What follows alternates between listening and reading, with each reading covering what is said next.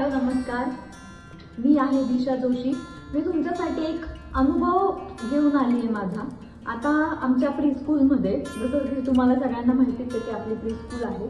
आमच्या प्रीस्कूलमध्ये ना रोज आम्हाला एक वेगवेगळे पद्धतीचे अनुभव येत असतात।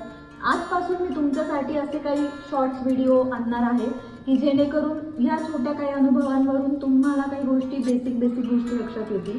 सो फर्स्ट ऑफ ऑल आमच्या गोष्ट अशी लक्षात आली की रोज सकाळी पॅरेंट्स जेव्हा मुलांना शाळेत सोडवायला येतात तेव्हा त्यांचं असं असतं की मॅम हा तर ना लिहितच नाही, हा तर ना बोलतच नाही पाहुण्यांसमोर, पण आमच्या शेजारचा मुलगा जो आहे ना तो असं असं करतो, माझ्या नंदेची मुलगी आहे ना ती असं असं करते।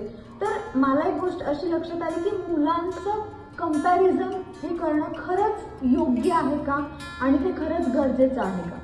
कारण मला असं वाटतं प्रत्येक मूल हे वेगळं असतं, प्रत्येक माणूस हा वेगळा असतो आणि जेव्हा तुम्ही मुलांना कंपेअर करतात ते पण त्यांच्या समोर, तर मुलांमध्ये टँट्रम्सचं प्रमाण वाढून जातं।